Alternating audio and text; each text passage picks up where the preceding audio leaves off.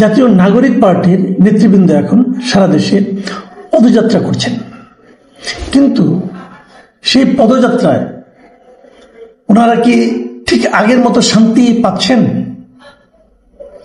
আমার তো মনে হয় নানা অভিযোগের, নানা ঘটনার প্রেক্ষিতে তাদের এখন নাজেহাল অবস্থা, অন্ততপক্ষে মানসিক দিক দিয়ে। আপনারা লক্ষ্য করেছেন গোপালগঞ্জ থেকে শুরু করে গোপালগঞ্জে, তারপরে কক্সবাজারে, তারপরে দেখলাম নেত্রকোনায়, ওনারা কিন্তু প্রতিটা মিটিংয়ে কোনো না কোনো সিনিয়র লিডারকে, কোনো না কোনো দলের সিনিয়র লিডারকে লিডার সম্পর্কে তারা নানা ধরনের কটূক্তি করেছেন, নানা ধরনের আপত্তিকর মন্তব্য করেছেন। এটা আমরা দেখেছি। সেই লোকগুলিকে ডিফেম করে এক ধরনের আনন্দ প্রকাশ করেছেন, অথবা ডিফেম করার মাধ্যমে তারা যে একটা বিরাট কেউ কেটা গোছের কেউ, সেটা প্রমাণের চেষ্টা করেছেন।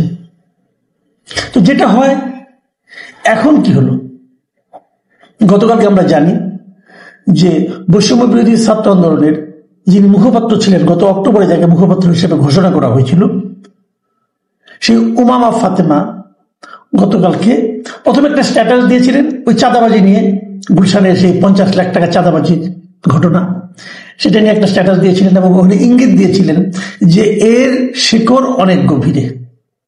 এবং তারপর রাতে উনি একটা লম্বা সময় নিয়ে ফেসবুক লাইভে কথা বলেছেন। প্রায় 2 ঘন্টা 24 মিনিট ছিল সেই লাইভের দৈর্ঘ্য। মানে অনেক কিছু, উনি যা মনে এসেছে সব বলে দিয়েছেন। এটা যে সাজানো গোছানো সম্ভব না, এবং উনি কথা বলতে বলতে আবেগ আপ্লুত হয়ে গেছেন, কান্না করেছেন। এবং ওনার মূল বক্তব্যটা কি? মূল বক্তব্যটা হলো যে গত আগস্টে, 5ই আগস্টে যখন শেখ হাসিনা সরকার দেশ থেকে পালিয়ে গেল, তারপর থেকে ওনার দৃষ্টিতে এই বৈষম্য বিরোধী ছাত্রদের মধ্যে একটা বড় অংশ হঠাৎ করে নানা ধরনের জবরদখল, চাঁদাবাজিতে জড়িয়ে পড়ে। এবং এক পর্যায়ে ওনার মনে হতে থাকে যে জুলাইকে, এই জুলাই যে চেতনা, জুলাই যে শব্দ, এটাকে তারা মানি মেকিং মেশিনে পরিণত করে ফেলেছে। দেখুন, বিশাল একটা বড় অভিযোগ। কিন্তু জুলাইয়ের চেতনা নিয়ে দেশটাকে বিভক্ত করা হচ্ছে ক্রমাগত। এটা আপনারা দেখেছেন যে এই জুলাইয়ের সৈনিক, এই জুলাইয়ের চেতনা ধারণ করছে, এই জুলাইয়ের আহত, এই জুলাইয়ের নিহত, এই সবগুলো কথাই আসলে যারা উচ্চারণ করছেন তাদের মধ্যে বেশিরভাগ মানুষ এগুলিকে উচ্চারণ করেছেন যার যার ধান্দা চরিতার্থ করার জন্য। উমামা ফাতেমার বক্তব্যে মোটামুটি এটাই পরিষ্কার হয়েছে। আমি তবুও কিছু কিছু জায়গায় ওনার বক্তব্যগুলো আমি একটু পড়ে শোনাতে চাই। উনি এক জায়গায় বলেছেন, মুখপাত্র হওয়ার পর প্রথম আবিষ্কার করেছি যে এগুলো দিয়ে লোকজন নানা কিছু করছে। আমার কখনো মাথায় আসেনি যে এগুলো দিয়ে টাকা পয়সা ইনকাম করা যায়। তাহলে হোয়াই ইন দ্য আর্থ এটাকে আমি একটা মানি মেকিং মেশিনে পরিণত করতে যাব? কিন্তু দুর্ভাগ্যজনকভাবে সেটা হয়েছে খুবই কমন, খুবই রেগুলার বেসিসে হয়েছে। মানে খুবই প্রায় সবাই করেছেন, উনি যেটা বলতে চেয়েছেন। উনি আরেক জায়গায় লিখেছেন, আরেক জায়গায় বলেছেন যে 5ই আগস্টের পরদিন সকালবেলা থেকেই দেখি সমন্বয়ক পরিচয়ে নাকি এক একজন এক এক জায়গায় গিয়ে নাকি দখল করছে। আবার আরেক জায়গায় উনি বলেছেন যে এই বৈষম্য যে ছাত্র আন্দোলনটা, ওই সময়ে উনি এটা জানি নাই, উনি বলতে চেয়েছেন যে এটা আসলে কি দরকার। মানে এই নামটা দিয়ে আন্দোলন শেষ হয়ে গেছে, হাসিনা পালিয়ে গেছে, এখন আর বৈষম্য বিরোধী ছাত্র আন্দোলন এই পরিচয়টা, এই সংগঠনের ব্যানারটা ব্যবহার করতে হবে কেন? তখন উনি বলেছিলেন যে এই প্ল্যাটফর্মটাকে আরো বড় করে ডিসেন্ট্রালাইজ করে ফেলা উচিত, এবং এই কথাটা বলেছিলেন। কিন্তু ওই সময় তারা সবাই তার সমালোচনা করেছেন, এবং তিনি বলছেন যে এখন এই কথাটা বলে আমি যেন অনেককে শত্রু বানিয়ে ফেলেছি। তার মানে কার কাছে শত্রু হয়েছেন? যারা ওই পরিচয়টাকে ব্যবহার করে চাঁদাবাজি, অর্থ উপার্জন, অনৈতিক ক্ষমতা লাভ করা, এই সমস্ত কাজে ব্যয় করেছেন, তাদের কাছে কিন্তু উমামা ফাতেমা শত্রুতে পরিণত হয়েছেন। উনি আরেকটা গুরুত্বপূর্ণ কথা বলেছেন, সেটা হলো বৈষম্য বিরোধী ছাত্র আন্দোলনের সবগুলি সিদ্ধান্ত হেয়ার রোডে, মানে উপদেশে যে বাসভবনগুলো আছে, হেয়ার রোডে বসে ঠিক করা হতো, সেগুলোই বাস্তবায়ন হতো।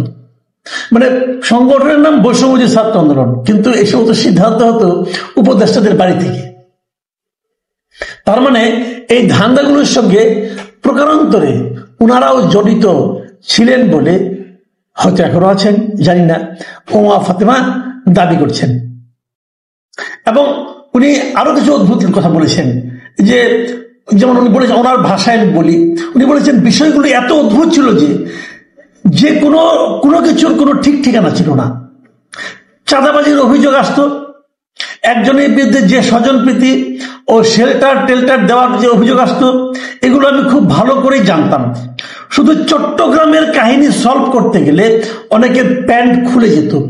এরকম আরো অনেক জেলার কাহিনী আছে, এগুলো ধরতে গিয়ে দেখেছি এগুলো তো অনেক দূর পর্যন্ত গড়িয়ে গেছে। এই যে অনেক দূর পর্যন্ত গড়িয়ে গেছে, এটাই হলো মূল বক্তব্য। মানে অনেক দূর পর্যন্ত কোথায় গড়িয়ে গেছে, তার মানে এই সংগঠনে যারা নাকি নেতৃস্থানীয় ছিলেন তাদের মধ্যে এটা কিন্তু গড়িয়ে গেছে, মানে তারাও এর সঙ্গে অল্প বিস্তর জড়িত হয়ে পড়েছেন। এই কথাটাই কিন্তু উনি বলতে চেয়েছেন। যাই হোক, উনি শেষ পর্যন্ত বলছেন যে উনি কেন এটা ছাড়লেন। উনি বলছেন যে ন্যূনতম আত্মসম্মান আছে এমন কেউ এই প্ল্যাটফর্মে, মানে বৈষম্যবিরোধী প্ল্যাটফর্মে টিকতে পারবে না। এই প্ল্যাটফর্মের সঙ্গে থাকাটা আমার জীবনের একটা ট্র্যাজিক ঘটনা ছিল। ভাবুন, এই হলো এত বড় একটা অর্জন, এত বড় একটা জুলাই, এত সম্মানের একটা জুলাই, সেই সম্পর্কে জুলাইয়ের অন্যতম শীর্ষস্থানীয় নেত্রী উমামা ফাতেমার বিশ্লেষণ এবং আত্মোপলব্ধি। উমামা ফাতেমা জুলাইকে বিশ্লেষণ করতে যে বলেছেন যে মানুষ রাস্তায় যে পরিমাণ ফাইট করেছে সেটা অবিশ্বাস্য। মানে গত জুলাই আমার মাথায় একবারও আসেনি যে এটা দিয়ে টাকাও ইনকাম করা যায়।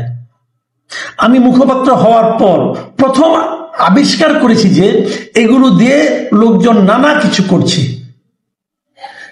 টেন্ডার বাণিজ্য, তদবির বাণিজ্য, ডিসি নিয়োগ, তমুক জায়গায় তমুক কাজ, এগুলো অহরহ করে বেড়াচ্ছে। দেখুন, এই যে তদবির বাণিজ্য, ডিসি নিয়োগ, বিভিন্ন নিয়োগ নিয়ে যে কেলেঙ্কারিগুলো, এগুলোর কথা কিন্তু আমরা শুরু থেকে শুনে আসছি। এবং এগুলোর সঙ্গে যে এই ছাত্ররা জড়িত ছিল সে সমস্ত অভিযোগ কিন্তু আমরা পেয়েছি। সচিবালয়ে তারা নিয়মিত যেত এবং এইটায় যাওয়ার পর তারা ওখানে কি করতো না করতো এটা নিয়ে সাংবাদিকদের যাতে কিছু লিখতে না পারে সমস্ত সাংবাদিকদের অ্যাক্রেডিটেশন কার্ড বাতিল করা হয়েছিল, যা নাকি বাংলাদেশের ইতিহাসে কখনো হয়নি। অতীতে এরা করেছিল কেন? তাদের নাকি সাংবাদিকরা কিছু জানতে না পারে। তারা ওখানে যে সমস্ত আকাম কুকাম করছিল কিন্তু সেগুলি প্রকাশিত না হয়, এই জন্য তারা এই কাজগুলি করেছে। তো হচ্ছেটা কি? এত বড় আন্দোলনের ফল কার হাতে যে নষ্ট হলো, কিভাবে নষ্ট হলো? যাদের উপর সবচেয়ে বেশি ভরসা করেছিলাম তারা সবচেয়ে চরিত্রহীন, তারা সবচেয়ে দুর্নীতিগ্রস্ত হিসাবে প্রমাণিত হয়েছে। এই হলো আমাদের দেশের অবস্থা। এখন সেই দল ওই বৈষম্যবিরোধী ছাত্র আন্দোলনে কিন্তু এনসিপি করেছে। এখন তাদের নিজেদের যখন তারা তো নিজেদেরকে পুত পবিত্র দাবি করে, তখন না আসলে মানে অধিক শেষে পাথর হয়ে যাওয়ার মতো অবস্থা হয় আমাদের। দেখুন, আরো একটা ঘটনা কিন্তু ঘটেছে। এটা তো অর্থনৈতিক অনৈতিকতা, এটা তো অর্থনৈতিক মানে আপনার দুর্নীতি, কিন্তু চারিত্রিক অনৈতিকতার ব্যাপারটা সেটাও কিন্তু এসেছে। এটাও এই ফেসবুকে পাওয়া গেছে। এই অভিযোগটা করেছেন নীলা ইসরাফিল। আপনারা সবাই জানেন যে বৈষম্যবিরোধী ছাত্র আন্দোলনের থেকে আসা এনসিপির বড় নেতা সরওয়ার তুষার, তার বিরুদ্ধে কিন্তু নীলা ইসরাফিল অভিযোগ করেছে যে সে তাকে যৌন হেনস্থা করার চেষ্টা করেছে, নানাভাবে কুপ্রস্তাব দিয়েছে ওভার টেলিফোন, এবং সেই রেকর্ডও সবাই জেনেছে। এই ঘটনার প্রেক্ষিতে সেই সরওয়ার তুষারের বিরুদ্ধে এনসিপির পক্ষ থেকে একটা লিখিত সুপ্রত করা হয়েছে। তারপর কি হয়েছে? তারপর আর কিছু হয়নি। তারপরে কথা আর কেউ জানে না। এতদিন অপেক্ষা করার পর সেই নীলা ইসরাফিল তিনিও ফেসবুকে আপনার স্ট্যাটাস দিয়ে বলেছেন যে উনি জাতীয় নাগরিক পার্টির সঙ্গে তার সম্পর্ক ছিন্ন করেছেন, এবং উনি বলেছেন আমি নৈতিকতাকে বেছে নিচ্ছি, দুর্বৃত্ত রাজনীতি নয়। দুর্বৃত্ত রাজনীতি মানে কে? যেটা এনসিপি করছে, এনসিপির যে রাজনীতি সেটা কিন্তু দুর্বৃত্ত রাজনীতি বলেছেন। তিনি লিখেছেন এনসিপি একটি রাজনৈতিক দল যেখানে অপরাধীর বিচার হয় না, যেখানে একজন নারীকে হেনস্থার পরেও অপরাধীর পক্ষে নীরবতা পালন করা হয়, সেই জায়গায় আমি এক মুহূর্ত থাকতে পারি না। তো নীলা ইসরাফিল আরো বলেছেন, একজন নারীকে অপমান, নিপীড়ন ও সামাজিকভাবে ধ্বংসের চেষ্টা করা যে ব্যক্তিটি করেছে, তার বিরুদ্ধে যখন কোনো শাস্তিমূলক পদক্ষেপ নেওয়া হয় না, বরং সে দলীয় ছত্রছায়ায় বুক ফুলিয়ে ঘুরে বেড়ায়, সেই দল আর কোনো মতাদর্শ বা ন্যায় বিচারের প্রতিনিধিত্ব করে না। আমি খালি বলবো, এনসিপির অবস্থান এখন কোথায়? নৈতিক অবস্থান কোথায়? অর্থনৈতিক সততার অবস্থানটা কোথায়? এনসিপির লোকজনের পরিবর্তনটা কি আমাদের চোখে পড়েনি? আলোচনা হয়নি? অত্যন্ত গরিব অবস্থা যে থাকতেন এক সময়, যার পকেটে টাকা থাকতো না, হঠাৎ করে বেরিয়ে গেল সে জমিদার ফ্যামিলির লোক। হঠাৎ করে বেরিয়ে গেল তার বাড়িতে, আগে যার বাড়িতে খুঁটি হেলে পড়তো তার বাড়িতে পাকা বাড়ি হচ্ছে, এখন গাড়ি চড়ছেন, নানা কিছু হচ্ছে।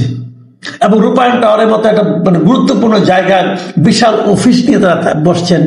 কোত্থেকে আসে অর্থ? শুনুন, একটা কথা বলে শেষ করি, মাথায় রাখবেন, টাকা অর্থ কখনো আসমানি উপায়ে আসে না। আসমানি উপায়ে অর্থ আসলে আমাদের নবী করিম সাল্লাল্লাহু আলাইহি ওয়াসাল্লাম আর তাকে আর খেজুর খেয়ে রোজা রাখতে হতো না। আসমানি উপায়ে টাকা আসে না, আসমানি উপায়ে ওহি আসতে পারে, টাকা আসে না। সেটাও তো আমাদের শেষ নবী যাওয়ার পর আর আসবে না। কাজে ওনাদের টাকার সোর্সটা কি? কোথার থেকে এত টাকা আসে? এই সারা দেশে তারা এখন ঘুরে বেড়াচ্ছেন, বিপুল অর্থ ব্যয় হচ্ছে। কোথা থেকে আসে ভাই? এই উমামা ফাতেমা যে অভিযোগটা করেছেন, সেই উপায়ে আসে। ব্যক্তিগতভাবে বিচ্ছিন্নভাবে যেগুলো করেছেন সেগুলো ধরা পড়েছে, আবার দলবদ্ধভাবে করেছেন অথবা সবাই মিলে করেছেন, তো সে অঙ্কটাও আর অনেক বড় হয়ে গেছে। অনেক কাহিনী, অনেক গল্প কিন্তু আকাশে বাতাসে এখন ঘুরে বেড়াচ্ছে।